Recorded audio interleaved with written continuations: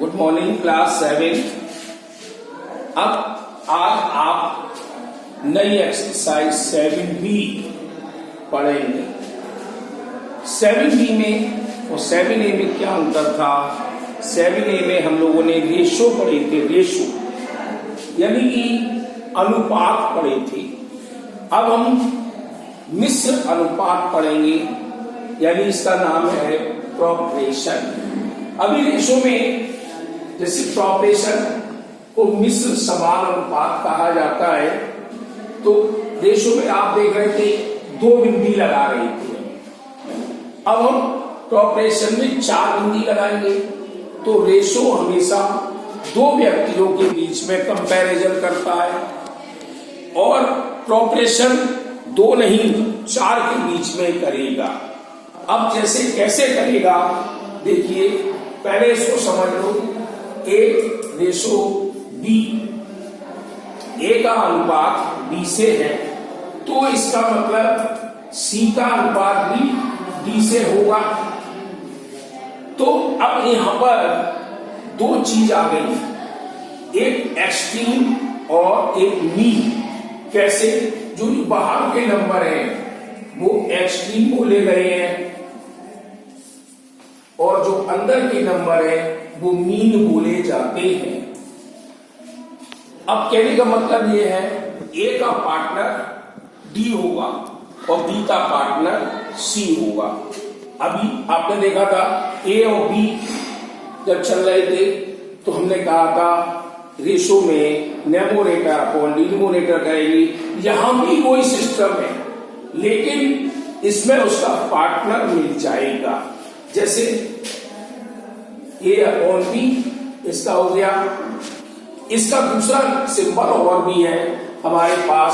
Proportion को equal के नाम से भी जाना जाता है। इक्वल बराबर जब आ जाते नंबर पर, C अपॉन D। अब आप देख रहे हो A अपॉन B बराबर C अपॉन D है, तो हम क्या करते हैं, इसको क्रॉस मल्टीप्लाई में जोड़ देते हैं।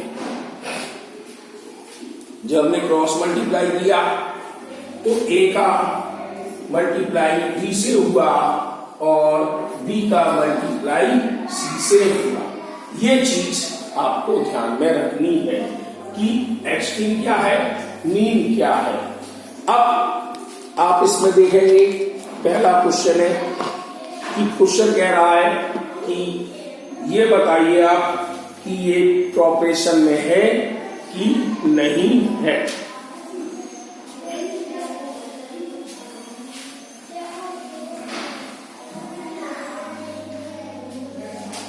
जैसे क्वेश्चन है हमारे पास 8, 18, 20, 9 और 10।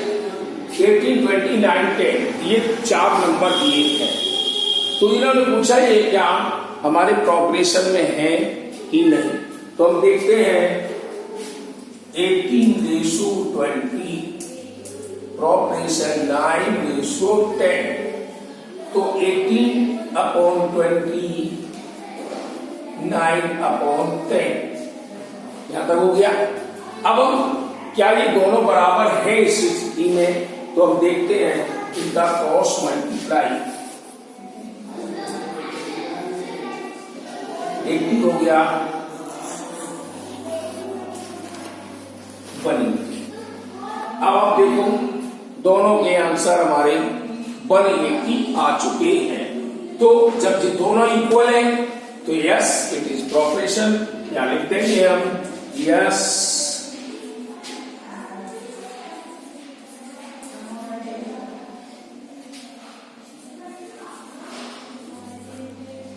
अगर नहीं होते तो लिख देते no it is not proportion. मतलब यहां पर ही आपको मालूम पड़ करना है।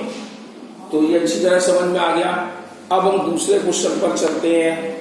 दूसरा क्वेश्चन क्या कहता है, find the value of x। देखिए x की वैल्यू भी निकालें।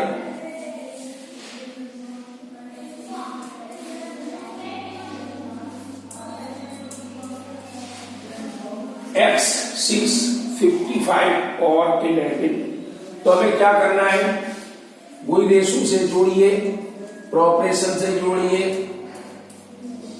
अब x/6 is equal to 55/11, cross multiply करिए, 11 का मल्टीप्लाई x से, 6 का मल्टीप्लाई 55 से, जैसा कि हमने ए बी में करके दिखाया और यहां भी करके दिखाया।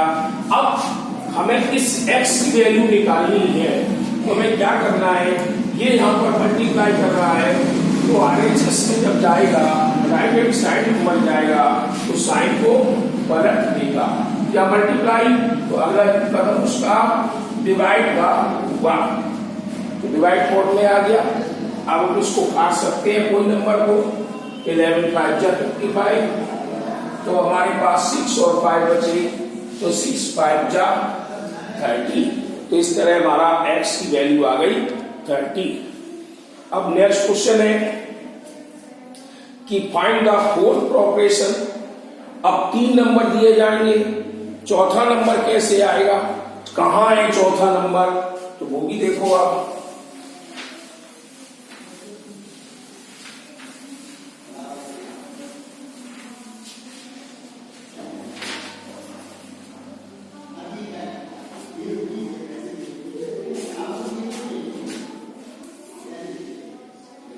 ये वाला क्वेश्चन 32, 64 और 6, ये 3 डिजिट दी गई है, चौथी डिजिट नहीं मालूम, तो आप वही लेट कर दीजिए, माना लेट द फोर्थ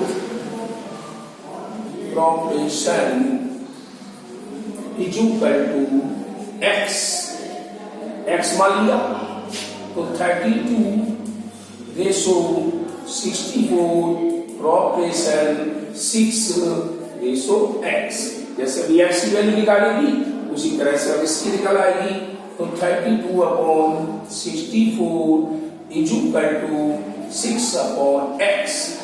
अब हम इसका भी क्रॉस मल्टीप्लाई करें, तो 32 × x 64 × 6। अब देखो फिर मल्टीप्लाई में आ गया, तो डिवाइड में जाएगा, 32 का मल्टीप्लाई पढ़ते हैं हम टेबल, तो 32 बन जा 32 2 जा 64। आप 2 से काट सकते, 4 से काट सकते, 6 और डायरेक्ट 32 से भी काट सकते हैं, तो 32 2 जा 64 तो गया बड़ी क्लास में, तो 2 6 जा 12, तो हमारे पास फोर्थ प्रोपरेशन हमारी 12 आ गई।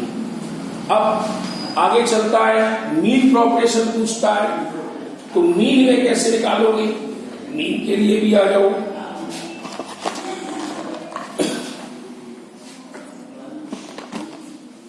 अब देखो चौथा क्वेश्चन है, 2 डिजिट दी गई है, 16 and 25। अब इसमें पूछा है उसने मीन प्रोपरेशन क्या है। अभी हमने आपको सबसे पहले मीन बताया था, जो बीच के नंबर होते हैं वो मीन बोले जाएंगे, तो हम इसको लेट द मीन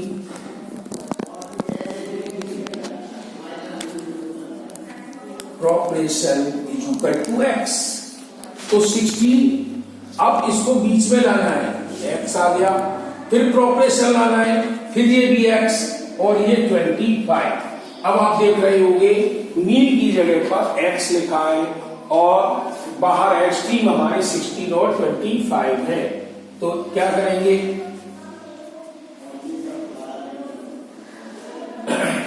वही पोजीशन, क्रॉस मल्टीप्लाई करो, x into x 16 into 25, x का x में मल्टीप्लाई करो तो x स्क्वायर 16 का मल्टीप्लाई 25 में करिए। अब यहाँ स्क्वायर है तो इसको स्क्वायर को हटा दें तो रूट साइन में ले जाते हैं, जैसा कि पिछली एक्सरसाइज में आपने पढ़ा था। तो 16 इंटू 25, अब इनके फैक्टर बना दीजिए, तो फैक्टर बनाएंगे तो 4 इंटू 4 5 इंटू 5। अब साइन को हटना है तो पेयर बन गया, जब पेयर बन जाएगा तो साइन ऑटोमेटिक हट जाएगा, तो नंबर आ जाएगा हमारे पास 4 इंटू 5, तो मीन्स इनका मल्टीप्लाई कर दीजिए, 20 आ गया। तो मीन प्रोग्रेशन हमारा 20 होगा। इस तरह से आप 5 क्वेश्चन कर सकते हैं। कल करके रखना, नहीं आए तो आप रिक्वायरमेंट डालना।